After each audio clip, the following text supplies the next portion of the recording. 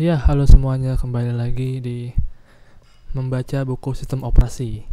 Untuk selanjutnya yaitu kita membaca buku kitab sistem operasi 4.0 Masyarakat Digital Gotong Royong di bab ketiga perangkat keras komputer. 3.1 Pendahuluan. Tidak ada suatu ketentuan khusus tentang bagaimana seharusnya struktur sistem sebuah komputer. Para ahli serta perancang arsitektur komputer memiliki pandangannya masing-masing. Akan tetapi, untuk mempermudah pemahaman rincian dari sistem operasi di bab berikutnya, kita perlu memiliki pengetahuan umum tentang struktur sistem komputer. Berikut adalah gambar arsitektur umum komputer. Jadi, ini adalah sebuah gambar bagan dari arsitektur komputer secara umum.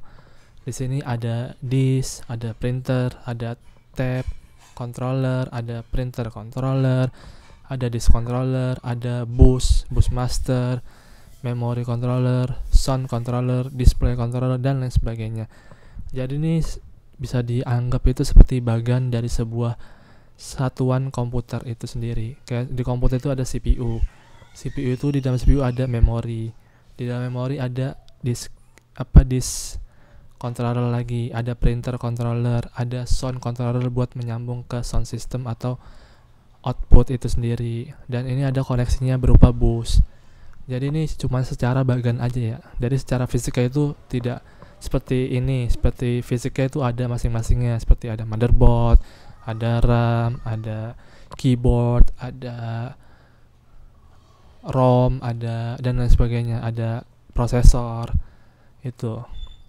Ini ada fungsinya, ada GPU, Graphic Processor Unit, ada AGP, Accelerate Graphic Port, HDD, Hard Disk Drive, FDD, Floppy Disk Drive, FSB, Front Side Bus, USB, Universal Serial Bus, PCI, Peripheral Component Interconnect, RTC, Real Time Clock, PATA, Parallel Advanced Technology Attachment, SATA, Serial Advanced Technology Attachment, ISA, Industri Standar Arsitektur, IDE, Intelligent Drive Electronic atau Integrated Drive Electronic, MCA, Micro Channel Arsitektur, PS2, sebuah port yang dibangun IBM untuk menghubungkan mouse ke PC. Jadi ini contoh kayak koneksi-koneksi atau istilah-istilah yang ada di komputer secara umum. Seperti GPU, HDD, USB, SATA, RTC, dan lain sebagainya. Ini enggak semuanya sih emang. Rata-rata ini serial dari koneksi untuk penyambungan berbagai macam hardware dalam komputer itu sendiri. Contohnya USB. Ini kan koneksi USB biasa digunakan oleh mouse, oleh keyboard, dan sound system. Dulu nih mouse ada yang colokannya PS2, tapi sekarang sudah tidak ada. Udah ke USB semuanya. Sama kayak SATA, sekarang udah diganti ATA atau apa ya? Atau ATA Halilintar. Ini ada HDD. Sekarang hard disk saya diganti dengan SID lagi. Yang pokoknya bukan piringan dia. Namanya apa ya? Lupa. SDD. Nah, selanjutnya prosesor. Ini arsitektur PC modern. Oh, ini arsitektur PC modern. Jadi kalau arsitektur PC modern ini kayak sudah kayak gini, sudah canggih, sudah cepat dan lain sebagainya. Kayak misalnya nih Super I/O, ada floppy, keyboard, serial, paralel, dan sebagainya. Ada short bridge. Ini ada IDE, ada USB, ini koneksi kan. IDE, USB, PCI, ISA, sound, LAN, INT, DMA controller, real time clock, power management, sistem DRAM, video controller atau GPU, CPU, ini ada CPU, not bridge. Ini ada jembatannya nih. Ini ada cache buat memori biasanya nih, CPU clock buat memori. Ini graphic card nih biasanya buat visualisasi agar lebih bagus dalam gambarnya. Jadi sebenarnya di dalam gambar yang bagus ada hardware yang bagus juga. Jadi jangan berharap kalian ingin gambar bagus tapi hardware tidak mendukung. Jadi harus disesuaikan juga dengan hardware yang dibuat di komputer masing-masing. 3.2 Prosesor. Secara umum, sistem komputer terdiri atas CPU dan sejumlah perangkat pengendali yang terhubung melalui sebuah bus yang menyediakan akses ke memori. Umumnya, setiap device controller bertanggung jawab atas sebuah hardware spesifik. Setiap device dan CPU dapat beroperasi secara konkuren untuk mendapatkan akses ke memori. Adanya beberapa hardware ini dapat menyebabkan masalah sinkronisasi. Karena itu, untuk mencegahnya, sebuah memory controller ditambahkan untuk sinkronisasi akses memori. Jadi ini dia itu gimana caranya supaya device controller itu bisa beroperasi secara konkuren. Konkuren itu secara bersamaan. Tapi dalam prakteknya sebenarnya itu dia tidak bersamaan. Kadang kecepatannya aja tidak bisa dilihat oleh mata kita sendiri. Kalau di dalam sistem sistem hardware itu ada namanya, sebenarnya konkuren itu hampir sama kayak multitasking. Multitasking itu ada proses di mana dia bisa menjalankan sebuah perintah bersama-sama tanpa menunggu perintah sebelumnya dulu. Jadi kan kalau program komputer itu kan biasanya yang kita tahu itu sekuensial ya, jadi berurutan. Nah kadang kalau misalnya udah terlalu tinggi prosesornya untuk clocknya dan sebagainya, dia bisa semakin cepat, jadi semakin cepat juga. Padahal ataupun core-nya lebih banyak ya, jadi dia mempunyai core banyak. Padahal itu juga sebenarnya bukan gantian, lebih nggak benar-benar sama, tapi terlalu cepat jadi dianggapnya konkuren atau multitask, bisa dibilang gitu. 3 media penyimpan utama. Dasar susunan media penyimpanan ialah kecepatan, biaya, sifat volatilitas, caching, menyalin informasi ke media penyimpanan yang lebih cepat. Memori utama dapat dilihat sebagai cache terakhir untuk media penyimpanan sekunder. Menggunakan memori kecepatan tinggi untuk memegang data yang diakses terakhir, dibutuhkan cache management policy. Cache juga memperkenalkan tingkat lain di hierarki penyimpanan. Hal ini memerlukan data untuk disimpan bersama-sama di lebih dari satu level agar tetap konsisten. Penyimpanan hierarki. Nih, hierarki dari penyimpanan itu sendiri. Gimana caranya mereka itu menyimpan. Jadi nggak gampang ya untuk menyimpan itu.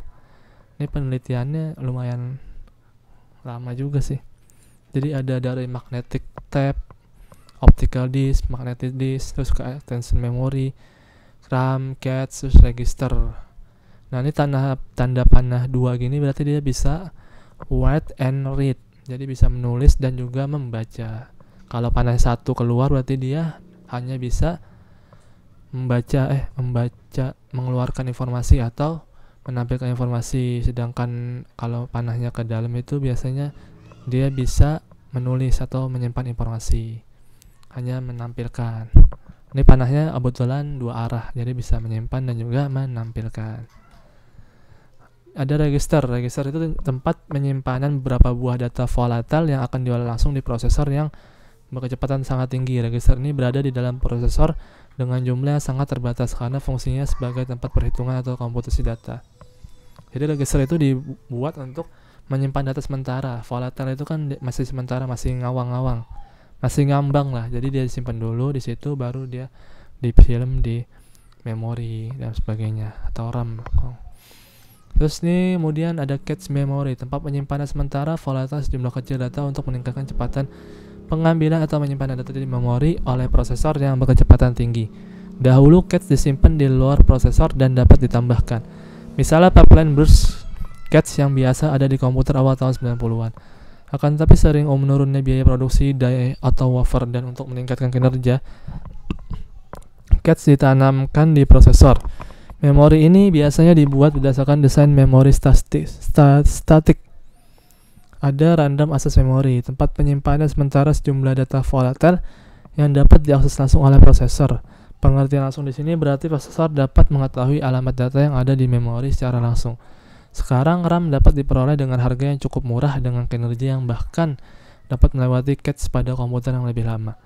Ada kemudian memori ekstensi, tambahan memori yang digunakan untuk membantu proses-proses dalam komputer, biasanya berupa buffer. Peranan tambahan memori ini sering dilupakan akan tetapi sangat penting, artinya untuk efisiensi. Biasanya tambahan memori ini memberikan gambaran kasar kemampuan dari perangkat tersebut. Sebagai contoh misalnya jumlah memori VGA, memori sound card. Kemudian ada direct memory access. Perangkat DMA digunakan agar perangkat masukkan dan keluar atau I/O device yang dapat memindahkan data dengan kecepatan tinggi.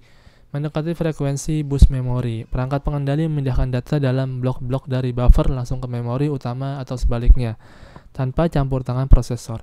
Interupsi hanya terjadi tiap blok, bukan tiap word atau byte data. Seluruh proses DMA dikendalikan oleh sebuah controller bernama DMA Controller DMAC. DMA Controller mengirimkan atau menerima signal dari memori dan I/O device. Prosesor hanya mengirimkan alamat awal data, tujuan data, panjang data ke pengendali DMA. Interupsi pada prosesor hanya terjadi saat proses transfer selesai.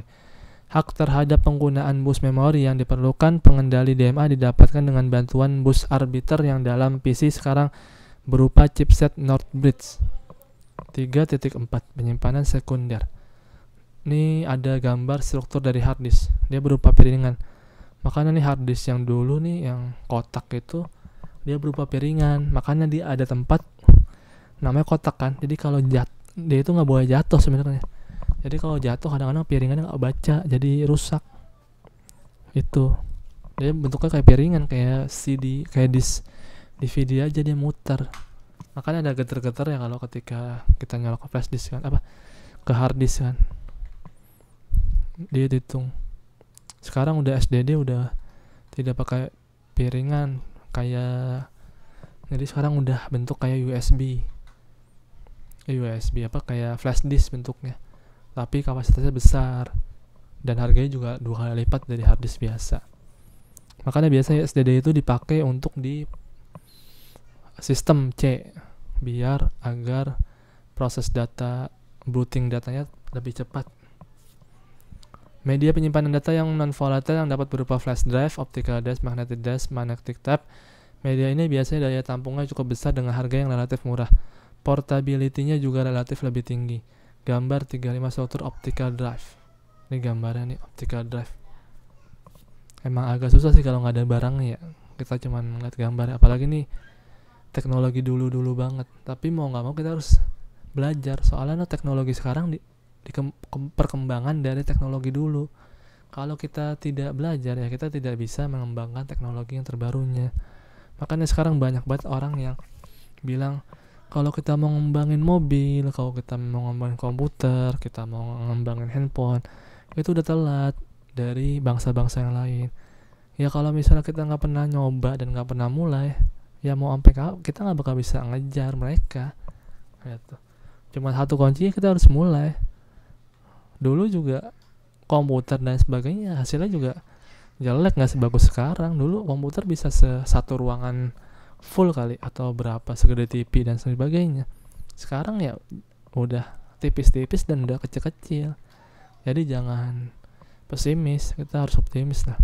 Masih banyak kok orang-orang pintar yang bisa membuat lebih dari buatan orang luar. Kemudian 3.5 memori tersier. Pada standar arsitektur sekuensial komputer ada 3 tingkatan utama penyimpanan primer, sekunder, dan tersier. Memori tersier menyimpan data dalam jumlah yang besar, terabyte atau 10 pangkat 12 byte. Tapi waktu yang dibutuhkan untuk mengakses data biasanya dalam hitungan menit sampai jam. Saat ini memori tersier membutuhkan instalasi yang besar berdasarkan atau bergantung pada disk atau tabs. Memori tersier tidak butuh banyak operasi menulis, tapi memori tersier tipikalnya write once atau read money. Meskipun per megabyte-nya pada harga terendah, memori tersier umumnya yang paling mahal. Elemen tunggal pada modern supercomputer installation. Ciri-ciri lain non-volatile penyimpanan offline umumnya dibangun pada removable media, contoh optical disk, flash memory. 3.6 struktur keluaran atau masukan atau MK. Gambar struktur masukan dan keluaran atau I/O device disebutnya. Nah ini ada sinkronus dan asinkronus. Jadi sinkronus itu dan asinkronus itu proses komunikasi datanya. Jadi untuk dia bisa memberi perintah kepada keyboard, kepada monitor, kepada mouse, dia ada cara mengirimkan datanya gimana. Kalau misalnya mau belajar asinkronus dan asinkronus itu ada di pelajaran anak-anak elektro, biasanya anak-anak elektronika. Dia belajar gimana cara data asinkronus itu dikirimkan dan sinkronus dikirimkan. Ntar ada namanya pakai koneksi RS422 atau 488 RS 4 berapa ya, ada RS serial, ada serial dan lain sebagainya. Sebenarnya sama aja sih semuanya, tergantung, tapi dasarnya emang seperti ini untuk komunikasi data itu. Sekarang juga masih dipakai sih untuk tekniknya, cuman beda di koneksinya aja lebih ringkas. Ada 2 macam tindakan jika ada operasi MK, masukkan atau keluaran. Kedua macam tindakan itu adalah: 1. Setelah proses MK dimulai, kendali akan kembali ke user program saat proses MK selesai. Sinkronus instruksi wait menyebabkan CPU idle sampai interupsi berikutnya. Akan terjadi wait loop untuk menunggu akses berikutnya.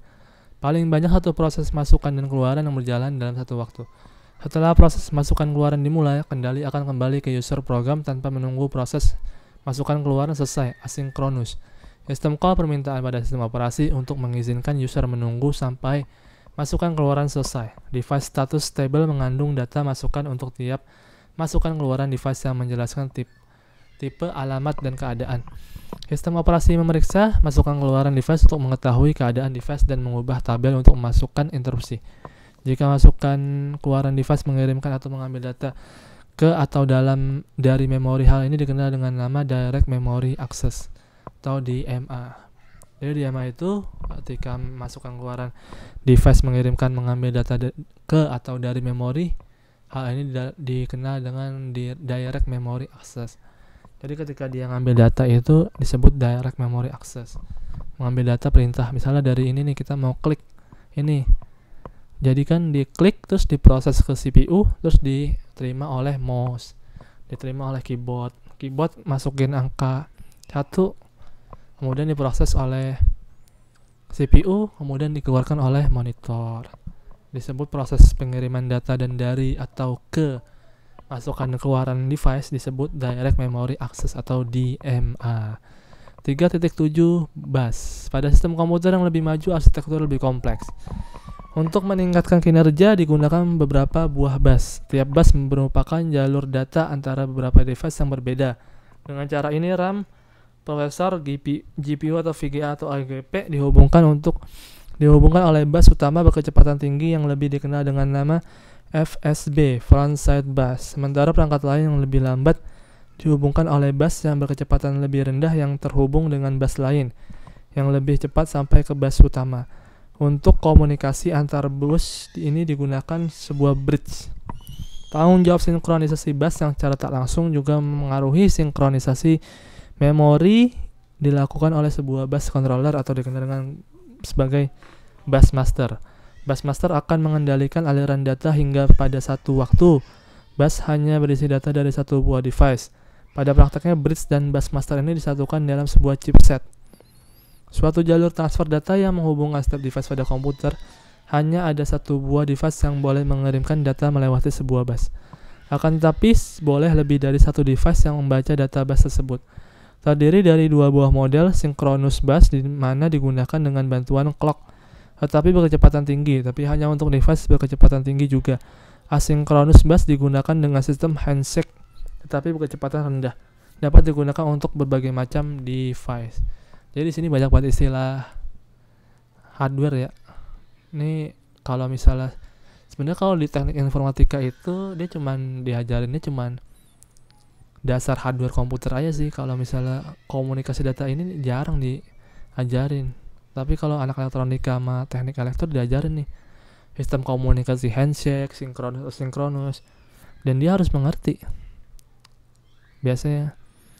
Nah kalau anak IT rata-rata pada apalah cuman motherboard, RAM, dan sebagainya. Tapi ada sih yang jago. Biasa anak-anak jaringan itu anak-anak yang suka ngoprek hardware.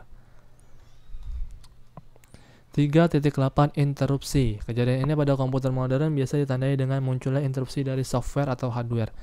Sehingga sistem operasi ini disebut interrupt driven. Interrupt dari hardware biasanya dikirimkan melalui suatu signal tertentu. Kadang software mengirim interupsi dengan cara menjalankan sistem call atau juga dikenal dengan sistem istilah monitor call. Sistem atau monitor call ini akan menyebabkan trap, yaitu interupsi khusus yang dihasilkan oleh software karena adanya masalah atau permintaan terhadap layanan sistem operasi. Trap ini juga sering disebut dengan exception. Setiap interupsi terjadi sekumpulan kode yang dikenal dengan ISR Interrupt Service Routine akan menentukan tindakan yang akan diambil.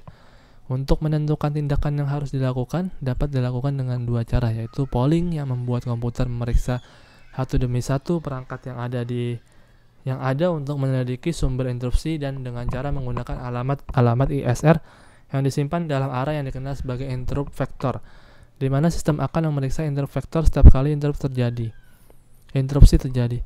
Arsitektur interupsi harus mampu untuk menyimpan alamat instruksi yang diinterupsi pada komputer lama. Alamat ini disimpan di tempat tertentu yang tetap. Sedangkan pada komputer baru, alamat itu disimpan di stack bersama-sama dengan informasi state saat itu. 3.9 Local Area Network. Ini contoh dari local area network. Ini sistem jaringan LAN lokal. Jadi contoh di suatu gedung disebut itu local area network, atau dalam satu lantai bisa local area network. Muncul untuk menggantikan komputer besar, dirancang untuk melingkupi suatu daerah yang kecil menggunakan peralatan berkecepatan lebih tinggi daripada WAN, hanya terdiri dari sejumlah kecil komputer. Ini untuk biasa di kantor-kantor sih atau di kampus. Jadi bisa terhubung antara komputer satu dengan komputer yang lain, atau disebut dengan jaringan lokal. Kemudian 3.10 Wide Area Network. Nah, ini yang lebih besar ya, Wide Area Network.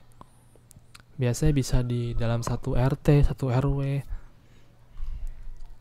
dan sebagainya lah. Nih, ini disebut nih, bisa dibilang nih komputer. Ini komunikasinya secara besar, Wide Area Network. Menghubungkan daerah yang lebih luas, lebih lambat, dihubungkan oleh router melalui jaringan data telekomunikasi. Ini anak-anak jaringan sih. 3.11 Rangkuman. Memori utama adalah satu-satunya tempat penyimpanan yang besar yang dapat diakses secara langsung oleh prosesor. Merupakan suatu array dari word atau byte yang mempunyai ukuran ratusan sampai jutaan ribu. Setiap word memiliki alamat tersendiri. Memori utama adalah tempat penyimpanan yang volatile, di mana isinya hilang bila sumber energi listrik dimatikan. Kebanyakan sistem komputer menyediakan secondary penyimpanan sebagai perluasan dari memori utama. Syarat utama dari penyimpanan sekunder ialah dapat menyimpan data dalam jumlah besar secara permanen. Media penyimpanan sekunder yang paling umum adalah disk magnetik yang menyediakan penyimpanan untuk program maupun data. Disk magnetik adalah alat penyimpanan data yang non-volatile yang juga menyediakan akses secara random. Tape magnetik digunakan terutama untuk backup, penyimpanan informasi yang jarang digunakan, dan sebagai media pemindahan informasi dari satu sistem ke sistem yang lain. Beragam sistem penyimpanan dalam sistem komputer dapat disusun dalam hierarki berdasarkan kecepatan dan biayanya. Tingkat yang paling atas adalah yang paling mahal tapi cepat. Semakin ke bawah biaya per bit menurun. Per bit apa ini ya? Gak tahu dah. Sedangkan waktu aksesnya semakin bertambah, semakin lambat. Jadi itu komputer itu semakin mahal ya harus semakin cepat. Jangan mau dibohongin. Kadang ada yang nakal sih emang. Makanya harus berdasarkan rekomendasi. Oke, untuk rujukannya nih ada di sini ya, untuk rujukan dari buku ini. Selanjutnya kita masuk ke bab 4. Selanjutnya nanti di proteksi perangkat keras. Mungkin cukup sekian dan terima kasih.